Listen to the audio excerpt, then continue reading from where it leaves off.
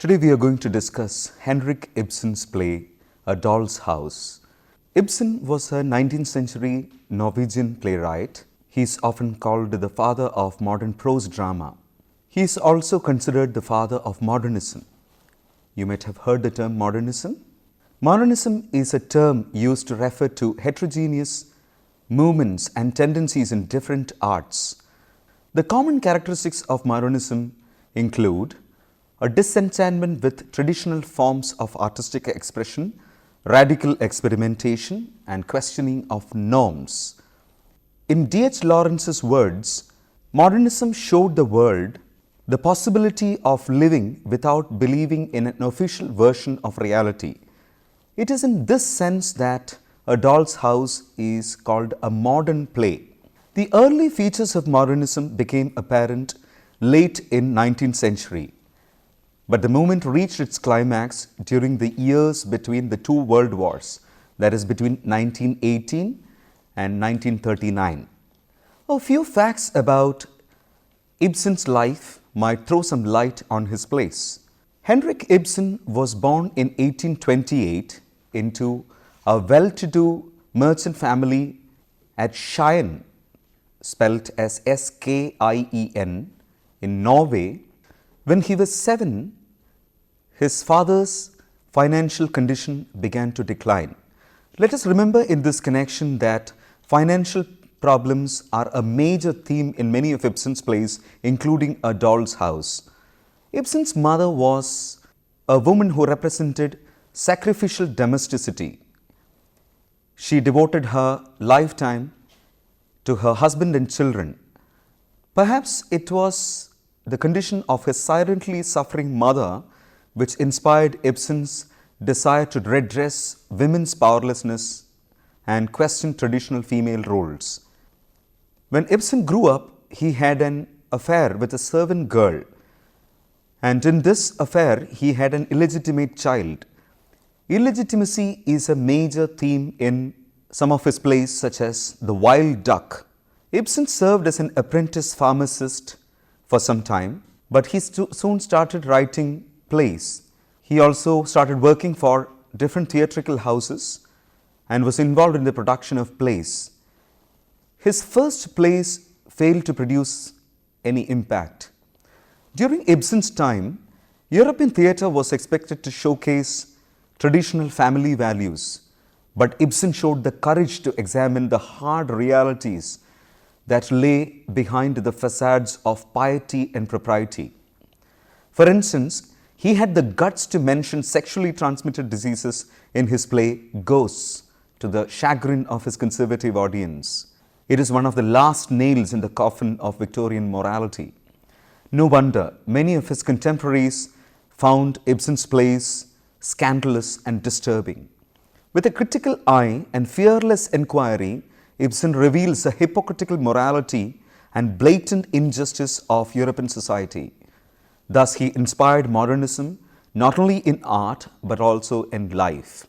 Ibsen's major works include Brand, Peer Gynt, Emperor and Galilean, A Doll's House, Ghosts, An Enemy of the People, The Wild Duck, Rosmersholm, Hedda Gabler, and The Master Builder. Brand is a story of an idealistic and uncompromising priest. His motto is all or nothing. Similarly, An Enemy of the People is about one man's struggle to do the right thing in the face of opposition from irrational masses. Ibsen presents strong women characters in his plays. Hedda Gabler in the play by the same name is an example. Rebecca in Rosmersholm is another example. In Peer Gynt, the dramatist goes to Scandinavian folklore for his material. Peer Gynt has strong surreal elements which blend fantasy and realism. Although most of his plays are set in Norway, Ibsen hardly ever visited his country. He lived for 27 years in Italy and Germany. Ibsen died in 1906. He was to influence many future writers, including Oscar Wilde, George Bernard Shaw, and James Joyce. Many consider Ibsen to be the greatest dramatist since Shakespeare. A Doll's House was published on 4th December 1879. The play was performed first at the Royal Theatre at Copenhagen in Denmark on the 21st of December 1879. It is written in prose. Structurally, it is divided into 3 acts. A Doll's House is popularly called a feminist play, but Michael Mayer, Ibsen's translator, maintains that the play's theme is not women's rights, but the need of every individual to find out what kind of person he or she really is. In other words, the theme of A Doll's House is the need of self-discovery and self-realization, which is common to both sexes. Ibsen himself maintained that although his play might have helped the movement for women's rights, he had no conscious thought of making propaganda. Nevertheless, A Doll's House became controversial because of its scathing criticism of 19th century marriage norms, which were uncritically accepted by both men and women.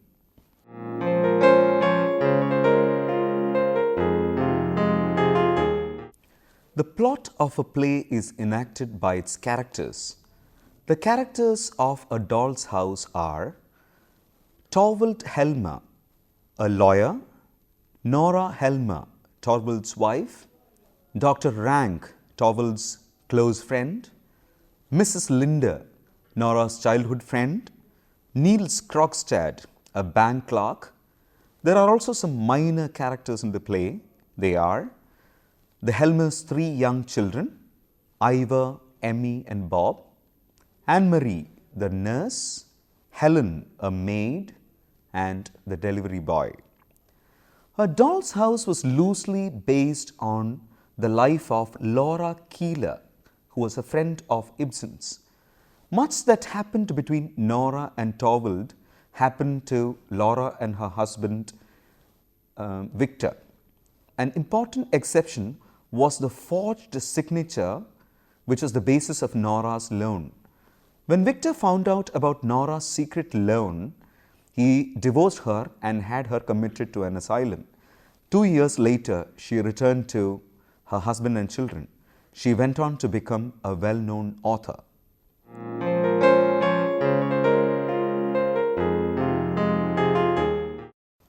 Now let us look at the plot of the play.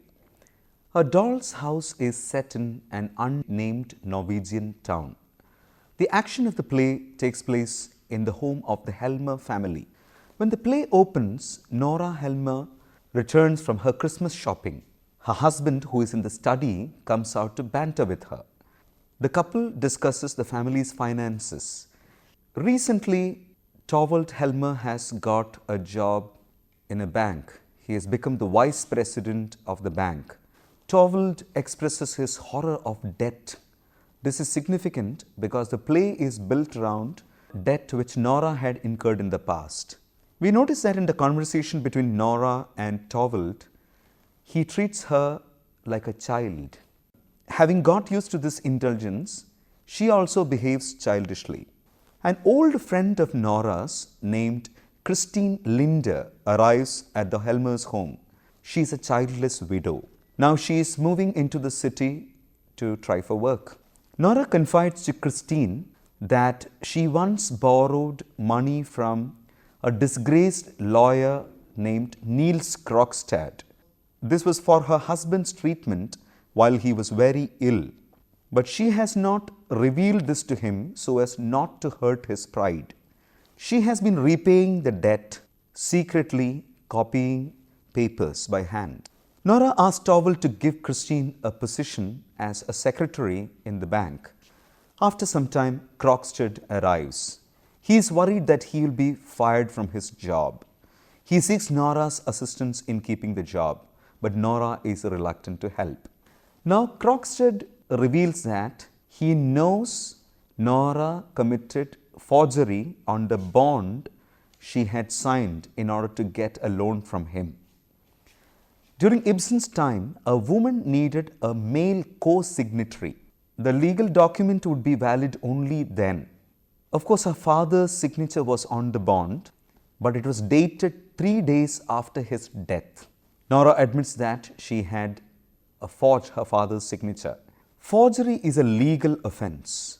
Krogstad explains that if he revealed this matter to anyone, Nora's reputation would be ruined, though he himself had to act in a similar fashion in order to provide for his wife, who later died. In the second act, Nora pleads with her husband to reinstate Krogstad. The reason she gives is that Krogstad might publish libelous articles and ruin his career. But Torvald allays her fears. He says that he is firing Krogstad because he is not deferential enough. Next we meet Dr. Rank, a close family friend. Nora is about to ask him for a favor, but Dr. Rank abruptly reveals that he is in the terminal stage of tuberculosis of the spine. It is a 19th century euphemism for congenital syphilis. Meanwhile, Krogstad is fired from his job. He wants to use the bond with the forged signature to blackmail Torvald into not only keeping him employed, but also giving him a promotion. Nora explains that she has tried to persuade her husband, but he refuses to change his mind. Krogstad informs Nora that he has written a letter detailing her crime and puts it in Torvald's mailbox. Later, Nora tells Christine about her predicament. Christine reveals that she and Krogstad were in love before she got married to another person. She promises that she will try to persuade Krogstad. Nora has to make sure that Krogstad's letter does not reach her husband. In order to prevent this from happening, Nora distracts him, begging him to help her with the dance she has been practicing for the costume party. Nora's anxious efforts deserve pity. She even contemplates suicide in order to save her husband's reputation.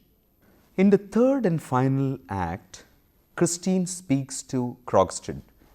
She tells him that she married another man after leaving Krogstad because she had to take care of her sick mother and 2 young siblings.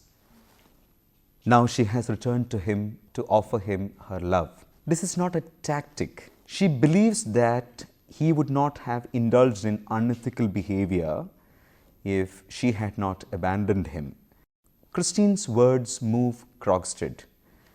He promises to take back the letter he had returned to Torvald. However, Christine believes that Torvald should know the truth for the sake of honesty in his and Nora's relationship. Torvald retrieves his letters and starts reading them. Nora tries to take her life, but Torvald confronts her with Krogstad's letter. He is enraged that now he is placed completely at Krogstad's mercy. He calls Nora a dishonest and immoral woman. He tells her that she is morally unfit to raise their children.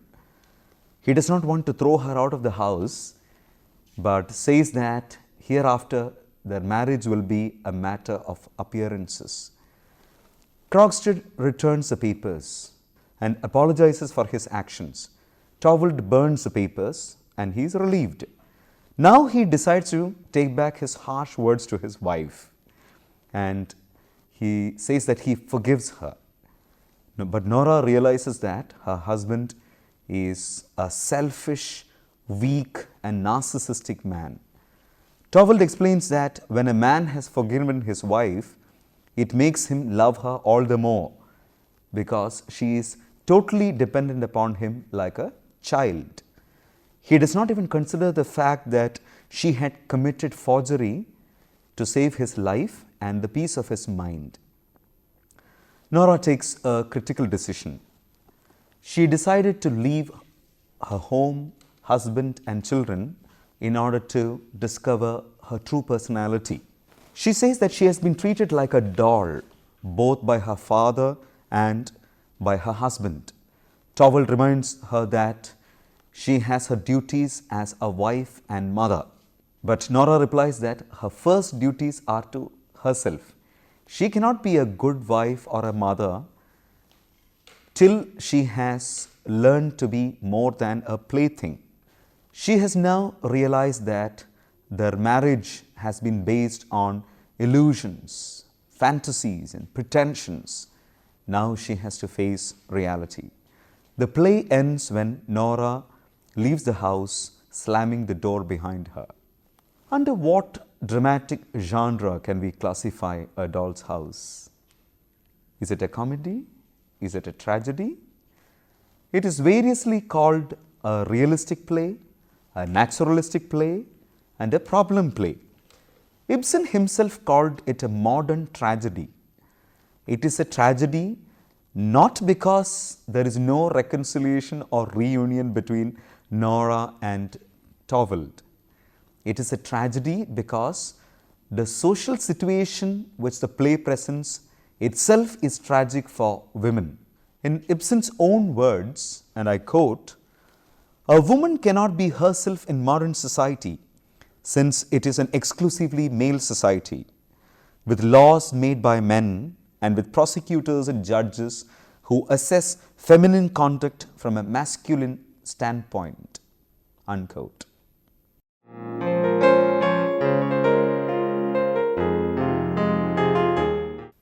Now let us look at the major themes of the play A Doll's House. The most obvious theme of A Doll's House is the position of women in 19th century Europe. The social and familial roles for women are prescribed by an order of society called patriarchy, by a social order which is dominated by men. The only socially accepted role for women at the time was that of a wife and mother. This ideal is enshrined in Coventry Patmore's poem The Angel in the House, published in 1854. There is no respect for women's subjecthood. In the play, Torvald believes that it is a sacred duty of women to be a good wife and mother. He also says that it is the responsibility of the wife and mother to maintain the morality of children. Nora maintains that a man does not sacrifice his integrity, but hundreds of thousands of women have already. In order to support her mother and two brothers, Christine Linder is forced to abandon Krogstad and marry a richer man. Nora Helmer is in an economically advantageous position, but she also leads a difficult life. Her husband has a condescending attitude towards her. He calls her a little bird, a lark, a skylark, a featherhead, a little person, all diminutive terms. In taking the loan, Nora incurs financial and legal risks, but she is forced to hide the loan from her husband. The fact that the loan required a male co-signatory also points to the legal disabilities from which the women of the time suffered. This also makes Nora vulnerable to Krogstad's blackmail. At the end of the play, Nora leaves her home and children. Even this is not without sacrifices. Nora's abandonment of her children can be interpreted as an act of self-sacrifice.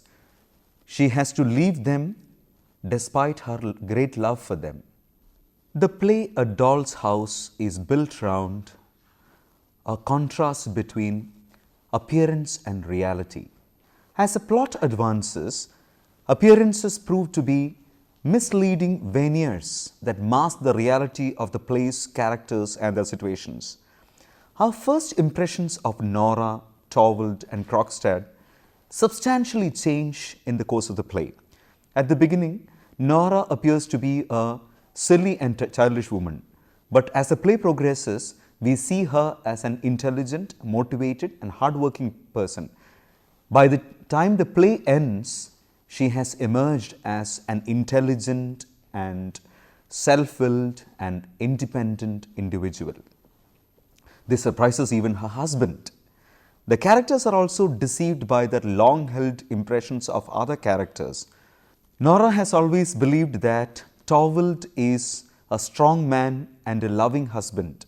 But the possibility of Krogstad's blackmail reveals that her idol has feet of clay. Now she realizes that Torvald is a selfish, narcissistic, cowardly, and morally feeble person. On the contrary, the seemingly villainous Krogstad turns out to be a much more sympathetic character. There are many other instances of this contrast between appearance and reality in the play. When Torvald discovers the reality of their life, he tells his wife that their marriage hereafter will be one of appearances.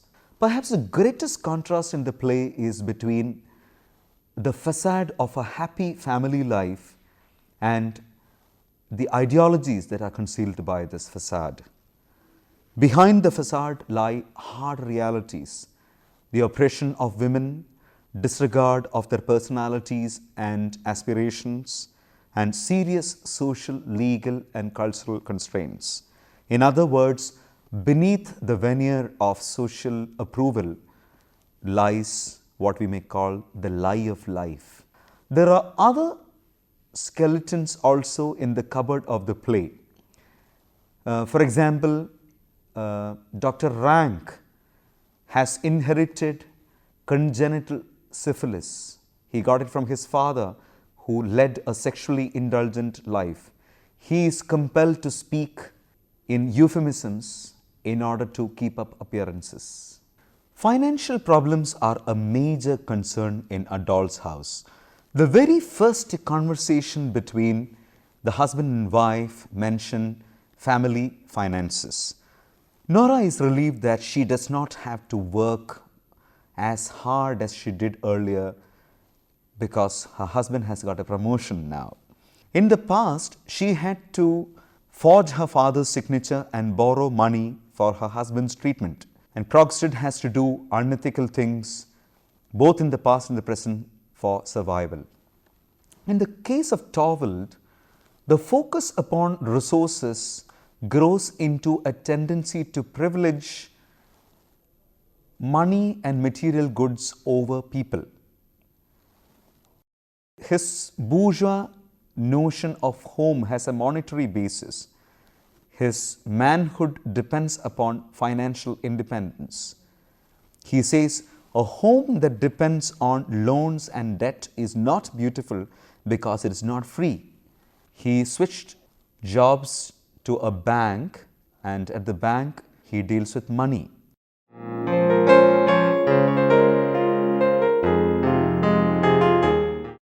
Nora, the protagonist of A Doll's House, is often considered an early example of the new woman. Another example in literary history is Sue Bridehead, a character in Thomas Hardy's novel Jude the Obscure. The term new woman emerged towards the end of the 19th century. It is used to describe women who challenge traditional notions of women's role in society, especially the roles of wife and mother. The term is often attributed to Sarah Grant. The novelist Sarah Grant used this term in an 1894 article published in the North American Review to refer to women who campaigned for women's rights. Many radical thinkers of this group considered the institution of marriage to be a kind of slavery. They denounced the notion that motherhood is the ultimate goal of womanhood. Nora in A Doll's House offers an antidote to the dominant ideology of patriarchy. In an age during which women had no financial independence, she earns to pay off her debt. It is she who generated funds for her husband's treatment. That she understands the business details related to the debt shows that she is intelligent and possesses capacities beyond mere wifehood. She takes pride in earning like a man.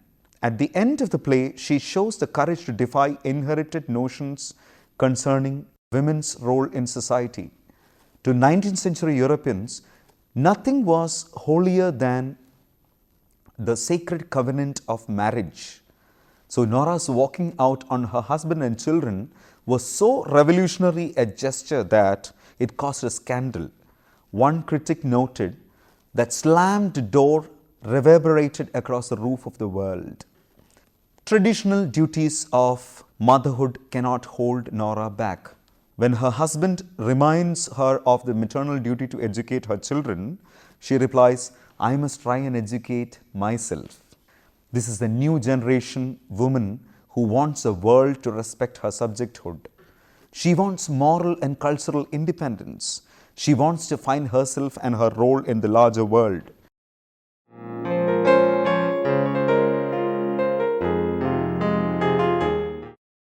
Let us now look at the symbolic elements in the play A Doll's House. A Doll's House is often called a realistic play. It is a realistic examination of social and familial conditions that lie concealed behind the veneer of a happy family life. Nevertheless, the play is rich in symbolic content. The title of the play itself is quite symbolic. Nora is literally trapped in an illusory doll's house of domestic comfort. Both her father and her husband have treated her like a doll, a child, a pet. The play suggests that Towel's attitude towards his wife is condescending, and this is not the right way to treat one's wife. Neither the father nor the husband recognizes that Nora is an intelligent human subject who is endowed with aspirations and the capacity for choice. Initially, Nora seems to be comfortable with the role of a doll. She does not resent being treated as a doll. She is quite comfortable in her doll-like existence in which she is pampered and patronized. But by the end of the play, she breaks free from the world of illusions and faces reality. It is quite significant that the play takes place around Christmas. When the whole world celebrates the birth of Jesus Christ, it's a time for rebirth and awakening for Nora also. She decides to go out into the larger world. She has to leave behind everything old and has to set out on a painful journey of self-discovery. The new year represents a new beginning for both Nora and her husband. In the new year, Towel has a new job. He hopes to gain greater professional respect and earn greater income.